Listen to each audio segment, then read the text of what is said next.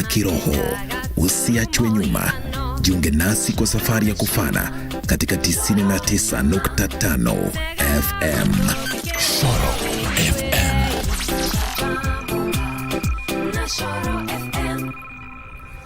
نسمع اسم النبي لازم نصلي عليه اللهم صل عليه. Kama Allah amekupatia uwezo wowote ule uko nao, basi wameabikum min ni'mat fa min Allah, chochote unacho katika neema ni kutoka kwa Allah. Ile neema Mwenyezi Mungu aliyokupatia ndugu yangu, itumie kutangaza tauhidi. Katika Qur'ani, katika suratul Fajr, Allah subhanahu wa ta'ala anasema kuwa wakati mja anajaliwa neema ya kuwa na mali, basi mja yule huwa mwenye kujifakhirisha sana na kusema kuwa Allah subhanahu wa ta'ala amemneemesha.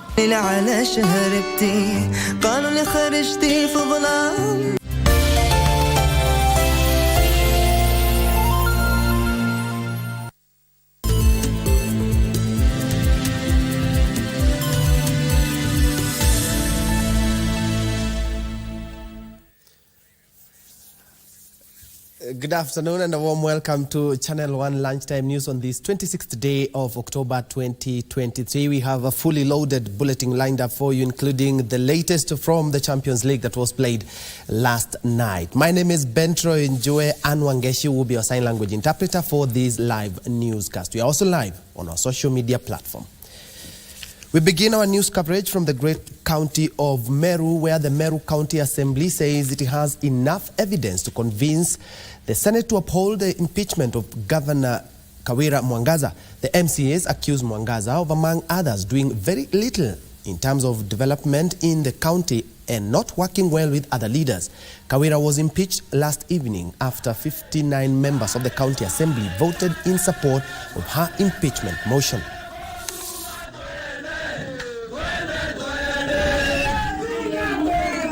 Sisi sasa ni kwenda kujitayarisha tuandamane na kesi yetu pale Seneti. We go argue out our case. We are confident of winning because we have argued against the governor's councils who came to the assembly, and we have been to prove beyond reasonable doubts that truly the governor has committed the crimes that she has been charged with, and that is what we will be going to argue in the Senate. Na kuimpeachwa kwa mara ya pili ni kumaanisha ya kwamba Meru iko na shida. Kwa hivyo tunaomba saa hii president atusikize, Senate watusikize, kwa sababu tukianza kusema Meru kuna shida. Governor Kawira Mwangaza has not been impeached because she's a woman. I, being a person of agenda, I want to confirm that we have impeached Kawira Mwangaza because of bad governance practices, and Kawira is incompetent to hold that office.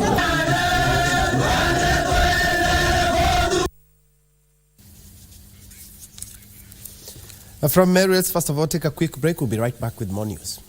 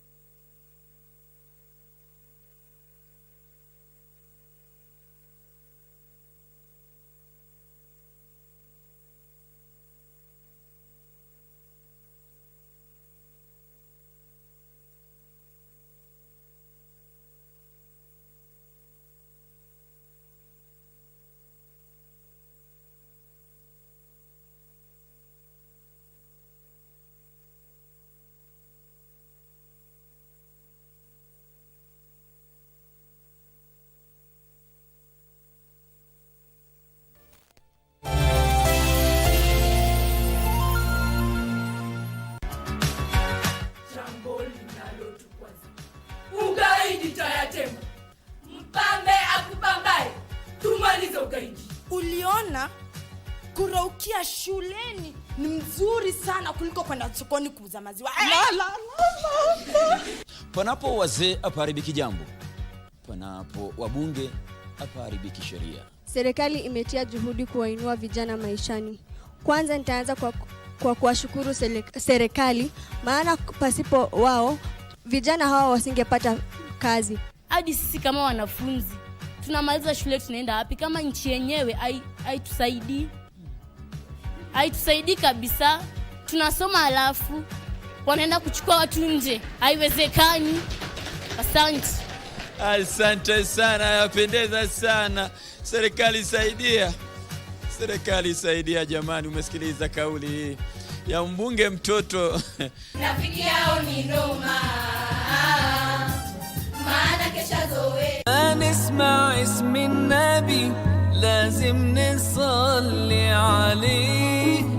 Allahumma salli alayhi. Kama Allah amekupatia uwezo wowote ule uko nao, basi wameabikum min ni'mat fa min Allah. Chochote unacho katika neema ni kutoka kwa Allah. Ile neema Mwenyezi Mungu aliyokupatia ndugu yangu, itumie kutangaza tauhidi. Katika Qur'ani, katika suratul Fajr, Allah subhanahu wa ta'ala anasema kuwa wakati mja anajaliwa neema ya kuwa na mali, basi mja yule huwa mwenye kujifakhirisha sana na kusema kuwa Allah subhanahu wa ta'ala amemneemesha. على شهرتي قالوا لي خرجتي في ظلام وعليا سولتي. Sasa mimi mnaniuliza nini? Mlikuja mkaniambia nikiliza kama mheshimiwa ya kwamba mliniambia kwamba pesa yenu na nikaanza kufanya uchunguzi. Ndio nyinyi mkaenda kuripoti huko kwamba mimi naiba pesa. Naweza kuwa nasema kuniambia tu niajiri bwana yako, nikakwambia hakuna nafasi, ndio nanileta hapa. Hudu bila. Yaani msee tu msema kama wewe ameamuka asubuhi akuje hapa kusema urongo. Urongo tu. Sasa nyinyi mnaanza you have actually gone against the boy child. Na hiyo ndio nyinyi nafanya. Boy child ni nani? Amea. Boy child. Wewe nakuuliza, ni wewe peke yako tu uliona tu mimi tu ndio naweza osha? Ndio unipatie kazi ya kuosha. Na mnakani unaongea na mnakani kwa. No, enda pole pole. Wewe ndio uende pole pole. Makwa? Yes. Makwa. Wewe ndio uende pole pole. Nimekuita mara ngapi? Mara 3. Toka uende. KBC Channel 1 magazine programs strive to disseminate news and information. Welcome to happening in the world of entertainment and achievements of individuals navigating through life. Be part of the intelligent conversation. Papa KBC Channel 1. Related to the interest of Kenyan public on various subjects of national importance. Basi karibu tujifunze. Keeping you up to date with the latest tech news, challenges and remarkable stories of individuals with disabilities. And you have a say. Our magazine programs empower communities with words for conversations and a common language to approach the world. For your infotainment needs, we have a great range of programs. How about you selling your shares of J&J? What? You'll not be able to bring J&J to the level that Joel left it. That got me fired. What? Kama uko ndani utoke sasa uniface kama mwanaume. Are you mad, woman? What are you doing? Unaona mad wewe. Your father and I were very good friends. Well, my father never kept snakes around him. Kindly leave. I need to talk to you about my dad. What about me, Alice? I'm not doing anything behind your back. Consequences would be dire. Is that a threat, Dad?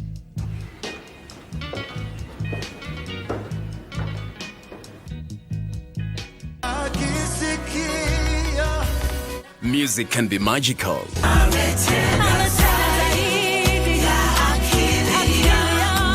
It's the soulful life and gives immense peace to us.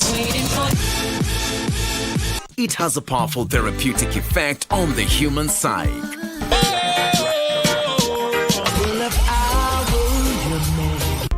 Whether secular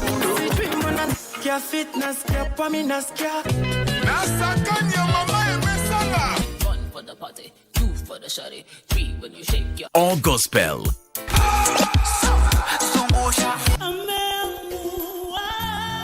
There's a song for everyone, every occasion, and every emotion. God bless you. Umechunguza hii familia una ndani ama una watu juu unapenda Jane? Maanisha nini? Maybe wewe ndio unabadilisha Jane.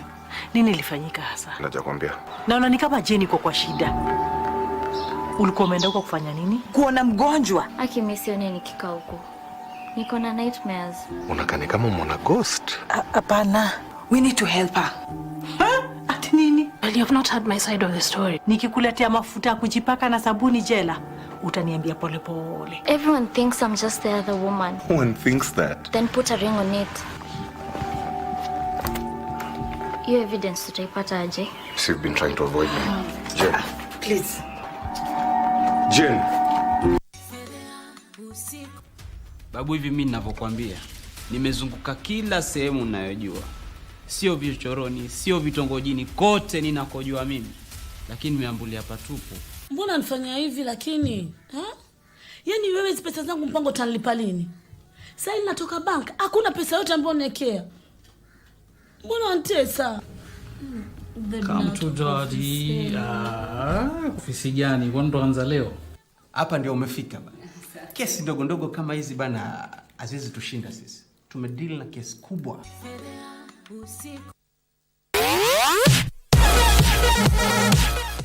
These are the moments we live for every Friday as we catch up with the world of football.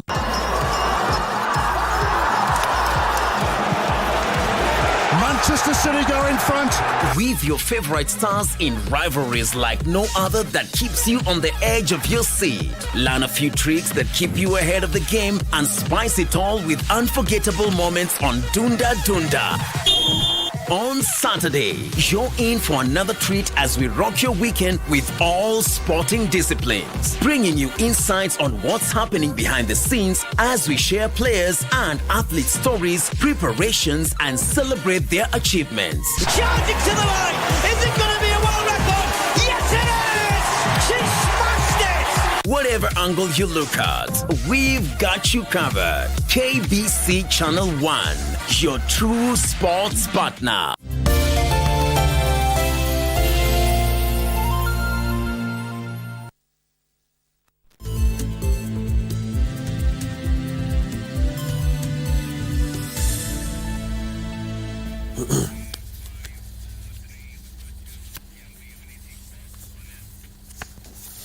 Welcome back to Channel 1 Lunchtime News. In other news, political leaders in Kiambu County have been urged to stop political bickering and focus on serving the people.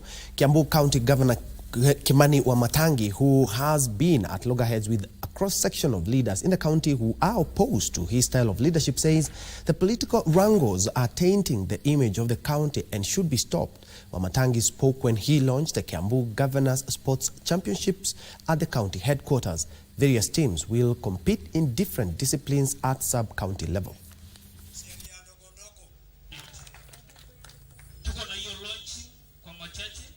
Kiambu ndio mama yetu na baba yetu. Ningependa niwaambie viongozi tusikilizane. Wakati ya malumbano na mashindano ya siasa yalikwisha na yanakuja tena 2027. Kama ni mambo ya uongozi tusubiri. 2027 wenye wako na kazi na wadhifa wamepatiwa na nguvu ni hawa wananchi. Watasema hivi ndivyo kazi ilivyo. Kwa wakati huu jameni, tufanye kazi. Uombe uweze kuleta ile supplementary budget. Tunajua kuna mambo inaenda hapa chini, lakini tunaomba waziri asiogope kuileta.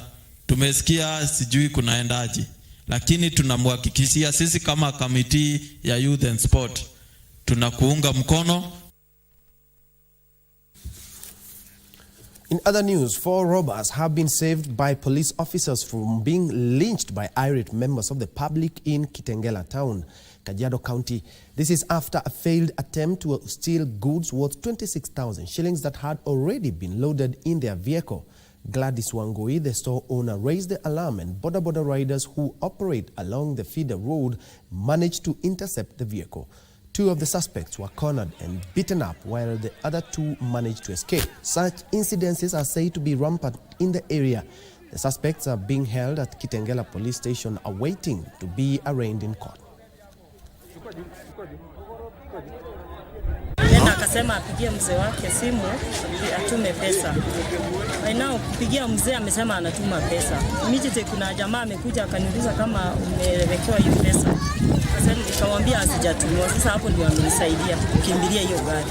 Kwangu mimi wakati wameshikwa nimeona watatu. Nimekuwa gunia ya mchele na kibuyu lita 20. Gunia 2 ya mchele nikiwa nimesimama tu hapo.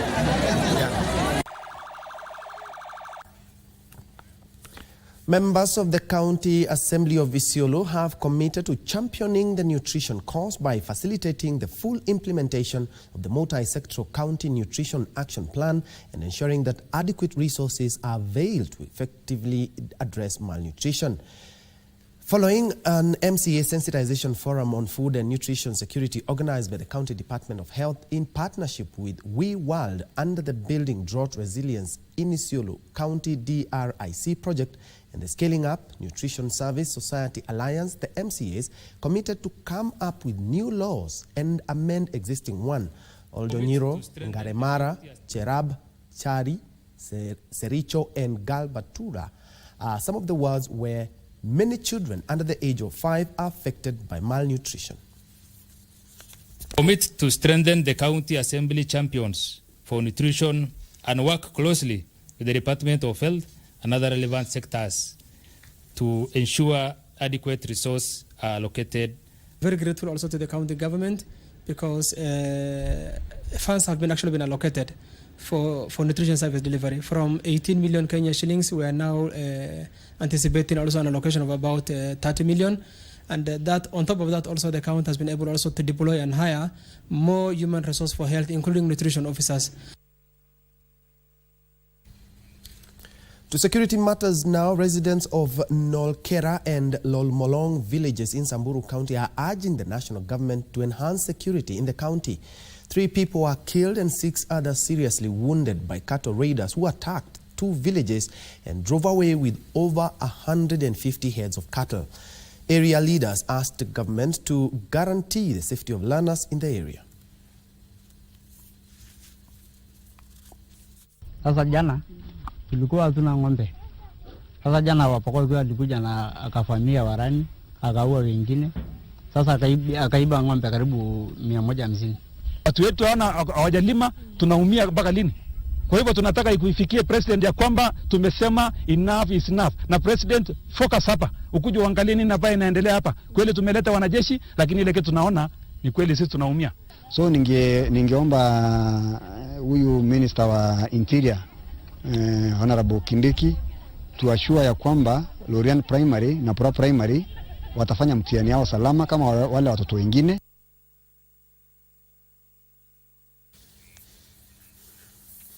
Very well, at about 27 minutes past the top of the hour, Anne Wangeshi and I take a quick break. We'll be right back with more news.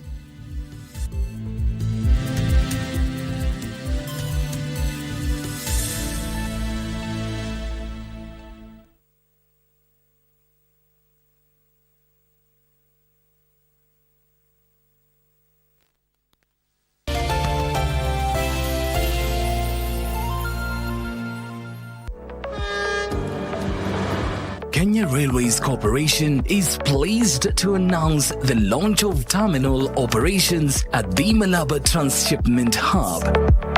This is the dream of our forefathers to enjoy the beauty that is in the Pearl of Africa.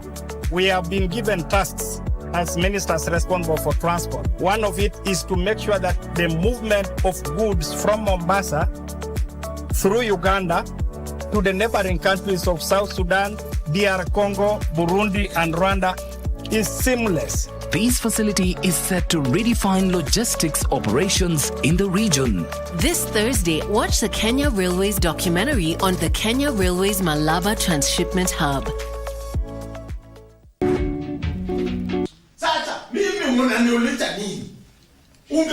Mlikuja mkaniambia nikiliza kama mheshimiwa ya kwamba mliniambia kwamba pesa yenu na nikaanza kufanya uchunguzi.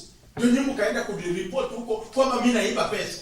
Sasa kuna sema kuniambia tu niajiri bwana yako nikakwambia hakuna nafasi ndio unanileta hapa. Hutu bila. Yaani msee tu msema kama wewe ameamuka asubuhi akuje hapa kusema urongo. Urongo. Sasa nyinyi mnaanza you have actually gone against the boy child. Unajua ipo ndio nyinyi nafanya. Boy child ni nani? Amea. Boy child. Wewe nakuuliza ni wewe peke yako tu uliona tu mimi tu ndio naweza osha. Ndio unipatie kazi ya kuosha. Na mnakani unaongea na mnakani kwa. No, enda pole pole. Wewe ndio uende pole pole. Makwa? Yes. Makwa. Wewe ndio uende pole pole. Nimekuita mara ngapi? Mara 3. Toka uende. What's in Your Kitchen, a show that celebrates Kenyan and African dishes. Rusha. Wait. At Pelelani Annex Naivasha, she shared a bit of her life background story and her cooking skill. Yes, because I've seen some fire jump there. That is called flambéing. Flambéing. So tukiona moto tujue ni flambéing. Chele yetu iko sawa? Iko sawa? Tumalize. Sasa ni kwenda tukule. Lakini hauendi. Mimi siendi. Hauendi.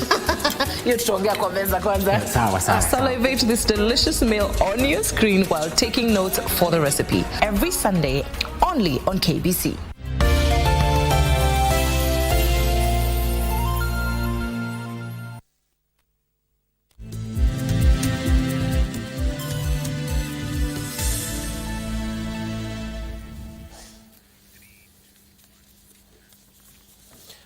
Welcome back. Communities in Mandera County that are still reluctant to educate the girl child have been challenged to have a mind shift so as not to miss out on the benefits of investing in education. During an awareness engagement session with residents in the Kilweheri sub-county Banisa constituency, Deputy County Commissioner Festus Munyao said the government has committed to promote and empower the girl child education with local communities. Mandera Governor Mohamed Khalif said the county government will support the government to fully implement the Elimu kwa Wote Education for All initiative. The leaders cautioned parents against subjecting girls to early marriages, stating that authorities will not hesitate to take action against those found culpable. Kwa wote ni kwa sababu ya kuhakikisha kwamba wasichana wetu na vijana wetu pia wanapata nafasi ya kusoma shule za sekondari. Ile maneno ya kupeana wasichana na kuelewa wasichana mapema tusikubali. Hata kama tunaendelea mambo ya kotini, mtoto msichana azae lakini arudi shule. Hata kama amepita miaka 18, elimu haina miaka, elimu haina uzee, na elimu haishi. Parents from Baharini and Tewe area in Lamu West constituency have raised concerns regarding the prevalence of drug abuse and increased rape cases in the region. According to the parents, they say unemployment remains the main contributor that drives the local youths to participate in such practices. The locals have also raised fears that the youth may end up joining radical groupings in the region. Kwa hivyo vitu ambavyo walizozitaja nyingi ni ukosefu wa kazi au ukosefu wa ajira, ukosefu wa elimu. Kwa hivyo tuliwapatia mbinu, maana siku hizi kila mtu hawezi kuajiriwa na serikali. Ulevi uko hali ya juu sana mpaka familia, yani hawana mafikra ya kuja kutengeneza jamii ama kujinusuru katika maisha baadaye kutengeneza jamii.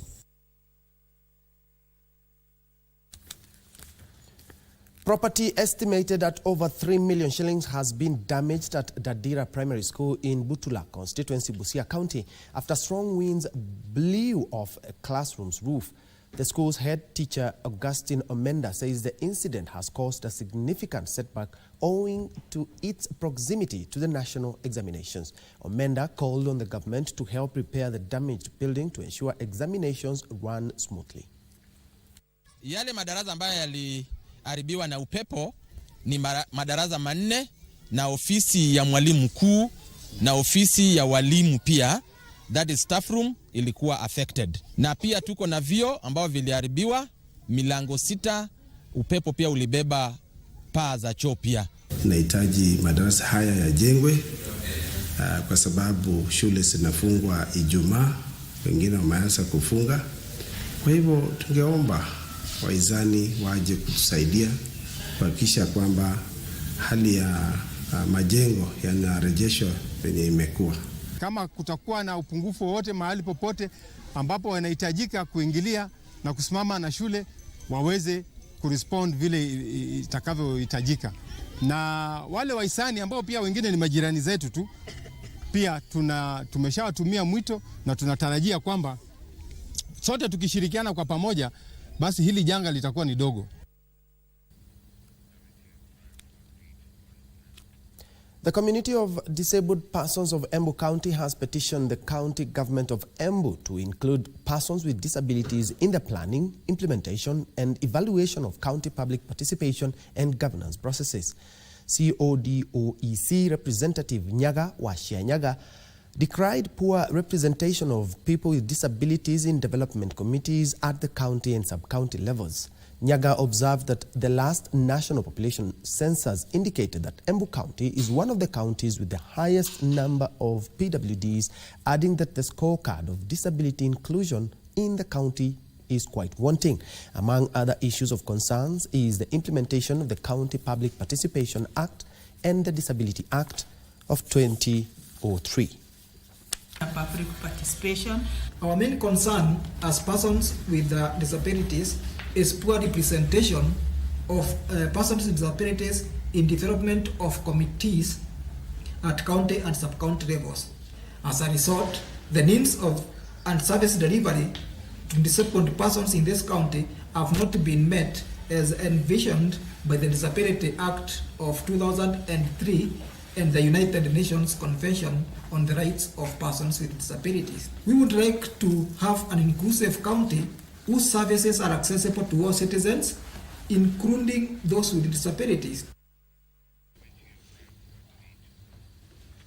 Still in Embu County, education stakeholders in the county say they are opposed to the introduction of standard uniforms for all pupils and students across the country. Led by the Kenya Private Schools Association Embu chapter, the group argued that school uniforms are symbols of tradition and culture and that replacing them requires extensive consultation and public participation.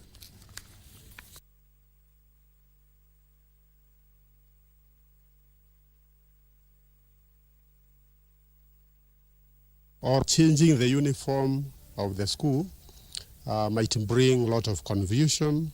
It might bring indiscipline to the learners because we know very well the uniform is associated with the culture of the school. It is one way of instilling discipline of the learners, and it's also a way of equality. It can also be a good way of monitoring aspects of discipline, like when learners close schools. Imagine all learners are in a similar uniform and they are in discipline aspects. We have seen all these things in this republic. How are you going to control it? So it is important for members of parliament to allow schools to just remain in their uniqueness, in their uniform, because it might be the opening of a Pandora box, which will cause so many other disasters in terms of controls.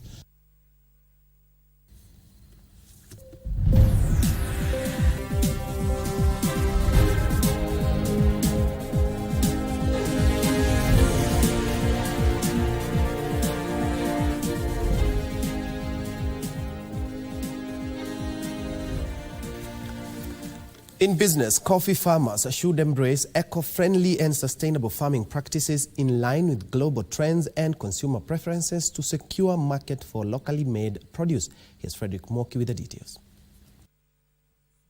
Some markets are currently demanding that the coffee products they consume are sustainably and ethically produced. The Kenya Coffee Producers Association believes this is an opportunity for Kenyan smallholder coffee farmers to tap. The initiative to have the dollar account previously, but the operationalization of the dollar account was a big challenge. And therefore then there could be farmers who have, growers who have a dollars account but have been dormant. So we want them to make, to have them active to ensure that they're able to get their payment as and when it happens. The Kenya Coffee Producers Association also wants smallholder farmers to practice sustainable farming practices that are environmentally friendly. We empower the farmer by providing information and the documentation that they would want to require. So what we are doing as a KCPA is to come up with a template that will be used for those people who would want to use the template as a contract. Then we are going to have a template that will be shared with the growers. Frederick Muki for Lunchtime News. Internal auditors and audit committee members in counties have been urged to adopt the zero-fault audit to, among others, efficiently track and monitor audit queries. According to Public Sector Accounting Standards Board Chairperson Pius Njue, the move to clear all pending queries by June next year is part of the government's strategy to fight graft. The Office of the Auditor General has raised numerous audit queries in national and county government agencies, some of which have not been resolved. Internal audit has always been seen like if it is an adversary, rather than a friend to management. Njue argues the adoption of the zero-fault audit call to action in counties will stem recurrent audit issues and pilferage of public resources. These are recurring issues. This requires cooperation between audit committees, internal audit, and the heads of the various organizations, if it is accounting officers of the various ministries, if it is the state corporations, semi-autonomous government agencies, to really put their heads together.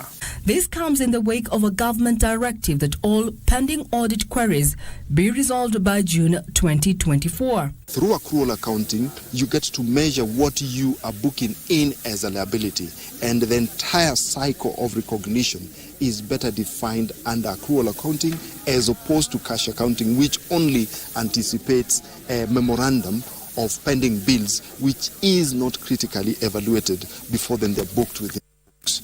Riaga is advocating for implementation of accrual accounting to ensure proper management of liabilities in public entities. Regina Manyara reporting for Lunchtime News. In other news, Information, Communications and the Digital Economy Cabinet Secretary Eliud Owalo is challenging institutions of higher learning to focus on coming up with solutions for challenges that face Kenya.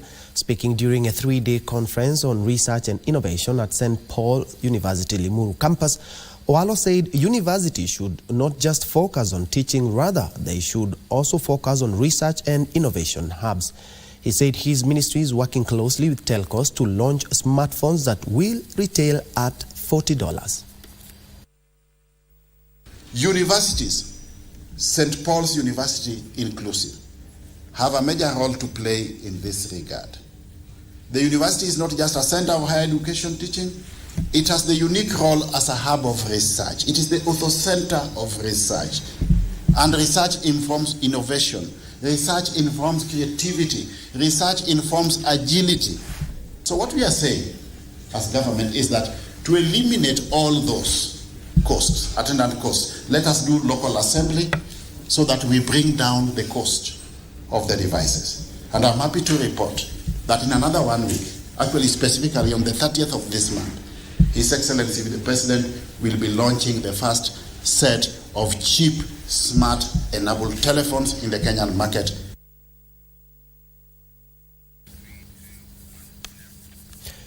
African countries have started discussions on promoting domestic shipping lines in efforts to deepen intra-African trade and stimulate local industries. The talks will be the focus during the inaugural African Cabotage Conference to be held in Mombasa next month. Shipping and Maritime Affairs Principal Secretary Geoffrey Kainuka says 28 counties have confirmed their participation at the conference that will also focus on regulation of maritime activities to combat illegal activities like piracy, smuggling, and illegal fishing.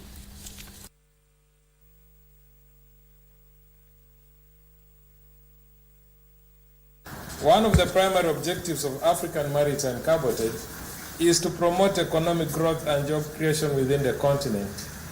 By encouraging the use of domestic shipping and maritime services, it can stimulate local industries and create employment opportunities for our youth. In terms of doing business through our ports, we've started with shipping charges that have been outstanding for a very long time. These destination charges were being charged for the last 5 years. There's been no control. We are going to implement the new charges immediately. We will not waste any more time because we have already consulted every stakeholder. We have taken our time to engage, and therefore we believe that adequate public participation has been done in this particular matter. Then the charges that have been vacated today account about $300 to $350 off from the local charges. Where we pay as high as 600 billion from the shipping services, and so if you don't penetrate and enter that particular area, you just get bypassed, and you don't get as much from this blue economy coming from the logistics aspect of it. Kenya is anticipating an increase in tomato production from the current 10 tons per acre to 60 tons per acre with the release of new varieties, technologies, and biological pest control measures. Through a 5-year project to enhance tomato production funded by the Korean government, the Kenya Agricultural and Livestock Research Organization, KARO, in collaboration with 10 other African countries, have produced 300 varieties to help achieve this target. Here's more. At this pilot smart greenhouse, the Kenya Agricultural and Livestock Research Organization is testing new seed varieties and smart technologies that will see the country increase tomato production sixfold. Majorly we grow tomatoes in open field, but we are looking at also doing high-tech commercialization of greenhouse, now embracing technology and producing optimum. This smart greenhouse demonstrates the capabilities of application of Internet of Things in tomato farming to increase yields and reduce post-harvest losses. We are looking at linking the Internet of Things in agriculture using current technologies that can be able to be adapted and be used by farmers, investors, among other people, to enhance quality and quantity of yields. This type of farming gives a farmer detailed information about the development stages of the crop, weather changes and pest infestation via mobile short message service. This information is transferred to a certain server or M cloud, and then once this information reaches the cloud, it is able to be interpreted, of course using some software, and then once the information has been interpreted into useful decision-making aspects, this information can now be used to trigger some actions, especially depending with the tomato plant production stages. The smart greenhouse is part of KARO's efforts to increase tomato production in Kenya under a 240 million shillings Korea Africa Food and Agriculture Corporation initiative. When this project began 4 years ago, we were at 10 tons per acre. Imagine, 10. Now we're actually going between 20 to 30 tons. So that's the impact of the results that have come out. The varieties that have been released, and then how to grow. How to grow, we've not yet disseminated that technology. Once we get the how to grow, we'll now start recording between 40 to 60 tons per hectare. Through the project, Kenya is also seeking to reduce post-harvest losses, estimated at 59%. When you look at the practices our farmers in KAO on their farms, is that they don't tend to when they apply pesticides, give it that post-harvest interval before they harvest. We're trying to look at what are the best varieties. Kenya has over 300 varieties of tomato. How do you best produce them? How do you minimize post-harvest losses? How do you manage pests and diseases in a very safe way? Like, for example, the most notorious pest, insect, arthropod pest for tomato is Tuta absoluta. But now we have these cards you can just put in the field and you don't see Tuta absoluta anywhere. The project, which is now in its 4th year and is set to end next year, is a research collaboration bringing together 14 countries. The project has realized the development of tomato seed varieties that are now expected to be released to farmers after conclusion of various approvals. Ronald Willie, Lunchtime News. Elsewhere, the Architects Alliance is calling for more public awareness campaigns to educate homeowners, businesses, investors, and members of the public on sustainable architecture. The Architects Alliance President Sylvia Kasanga says there is also need for policymakers to work with all stakeholders in developing policies to drive the sustainable development agenda.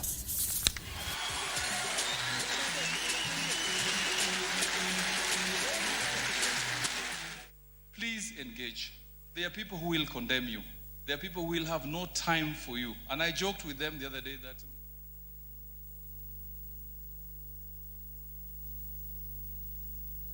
the message we want to give to Kenyans today is that we are architects and we are more than just people who draw.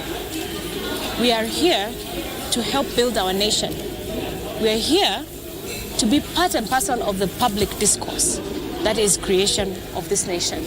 We're here because we worry about the environment we are leaving to our children and our children's children.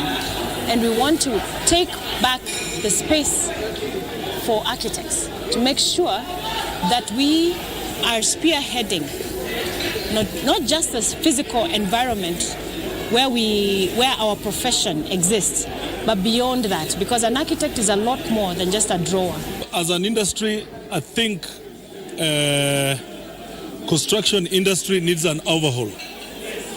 And my coming here as a legislator is to gather that which will assist to set up a proper framework that is going to streamline that industry. And that's why we're here. We have a couple of bills coming up just to ensure that Kenyans are safe and humanity is safe.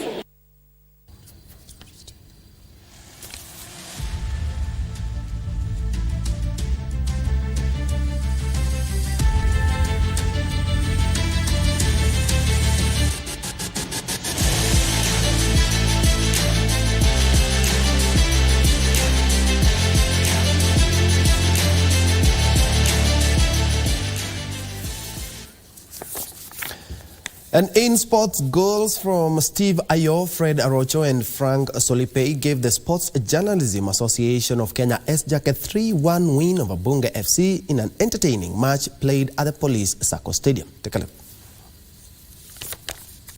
SJAC took charge of the game in the early minutes of the first half after Steve Ayo scored the opening goal. Bunge FC pulled one back before Fred Arocho added the second for the media team, giving them a 2-1 halftime lead. In the second half, Bunge FC were better side, but a defensive blunder allowed Frank Solipe to score that goal for the Scribes, resulting in a 3-1 full-time score. Jukumu letu kubwa ni kufanya mazoezi, lakini zaidi ya yote pia tuweze kufanya ule mtagusano. Manake unapofanya na mtagusano na wanasheria, na pia niseme tu kwa ujumla tujaribu kwa masana kijamii ili maisha yazidi kuendelea na jamvi livurugwe zaidi. The game was very short, 20 minutes. I had not warmed up because I never leave this field without scoring a goal. But I think the training, 4 days a week, is overcoming the slight muscle challenges that we were grappling with when we started.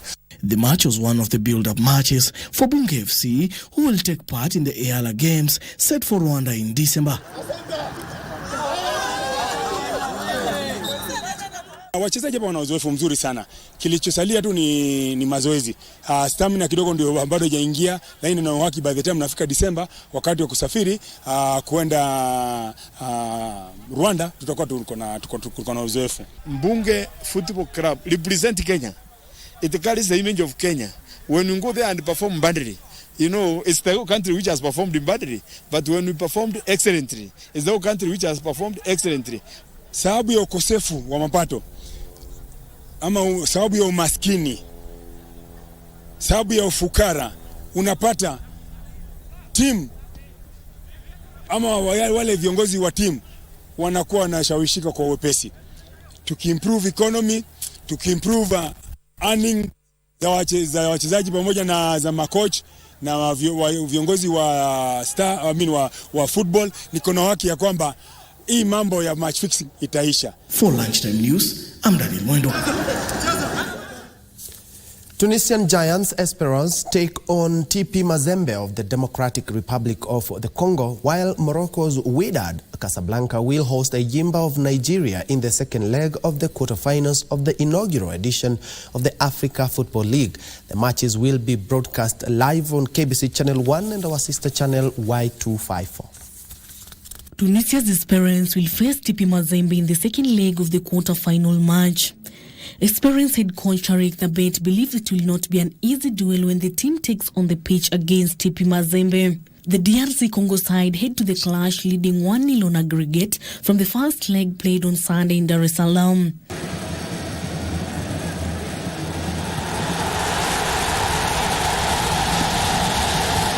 This match will kick off at 6 p.m. and will be live on Y254. Meanwhile, Moroccan champions Wydad Casablanca are favourite to secure a place in the semi-finals after edging past Enyimba 1-0 in the first leg of the African Football League quarter-final played in Uyo on Sunday.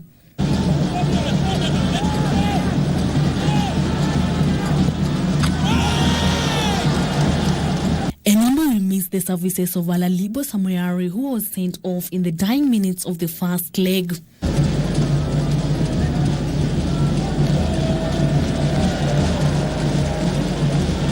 This match will kick off at 9 p.m. and will be live on KBC Channel 1. For Lunchtime News, I'm Sela Onyango. Further afield, the 23-year-old Finn Kalle Rovanperä will enter the Central European Rally as the odds-on favourite to retain his WRC crown if he matches or betters his Toyota teammate Evelyn Evans' score in Germany, Austria and the Czech Republic. After a series of gravel events across the globe, this rally marks the return of asphalt since the Croatia rally in April. Wins in Portugal, Estonia and Greece have given Kalle Rovanperä a 31 lead in World Rally Championship standing, with a 30 points on offer this weekend at the Central European Rally. He tops the standing on 217 points, with Evans, the only driver standing in his way, on 186 ahead of the penultimate round of the season. Evans needs to win to ensure the title battles goes down to the wire in Japan next month. 8-time world champion Sebastian will join the lineup for Toyota as Takamoto Kasuta will drive 4th GR Yaris Rally 1 Hybrid. 2019 champion and winner last time out in Chile, Ott Tanak, may be out of title contention, but with a return to Hyundai next year, he might leave M Sport Ford in style with a strong performance in final 2 rallies. After a series of gravel events across the globe, this rally makes a return to tarmac roads in Germany, Austria and Czech Republic. The first stage of the Central European Rally will be broadcast on Y254 at 3 p.m. with the second stage live on KBC Channel 1 at 7 p.m. King Orimongi for Lunchtime News.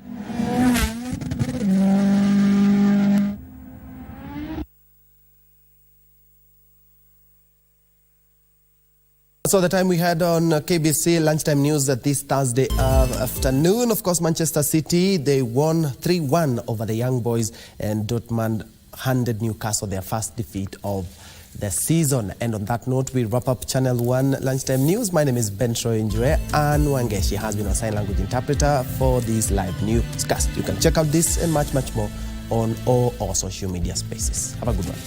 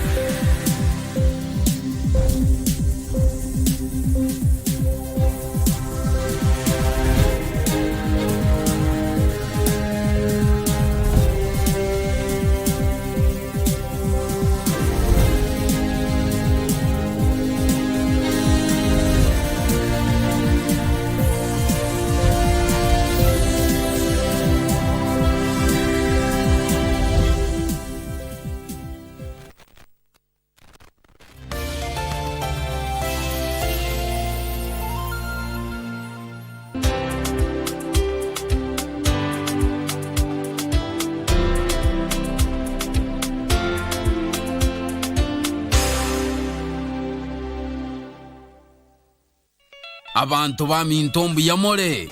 Your favorite KBC station, Minto FM, is now at your doorstep. Enjoy the hottest KBC music, informative and entertaining shows, and reliable news only on Minto FM. Tune in to Minto FM on 91.7 FM in Nyamira, Kisii, and its environs. Minto FM in Yamanazi.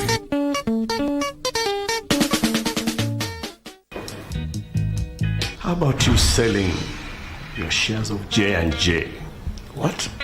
You'll not be able to bring J&J to the level that Joel left it. That got me fired. What? Kama uko ndani utoke sasa uniface kama mwanaume. Are you mad, woman? What are you doing? Unaona mad wewe. Your father and I were very good friends. Well, my father never kept snakes around him. Kindly leave. I need to talk to you about my dad. What about me, Alice? I'm not doing anything behind your back. Consequences would be dire. Is that a threat, Dad?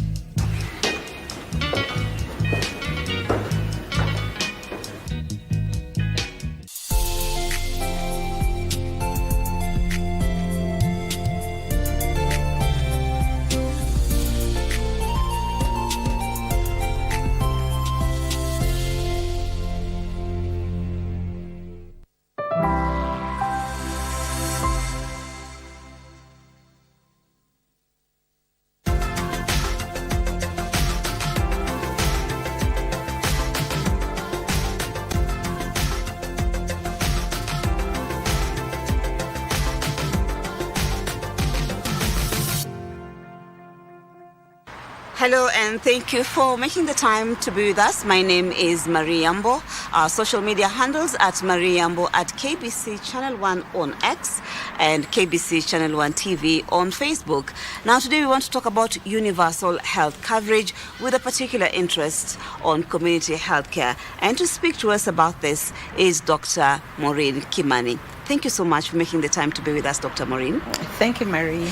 And first things first. What is universal health coverage? Thank you very much, Marie, for having me on the show and having the ministry on the show. So universal health coverage is ensuring, in simple terms, ensuring that all Kenyans have access to quality health care, first at a cost that they can afford, but also very importantly, without incurring financial catastrophes. For example, without having to sell everything that they have because they got sick. Now, sickness is leading them to poverty. So basically, access to high quality services without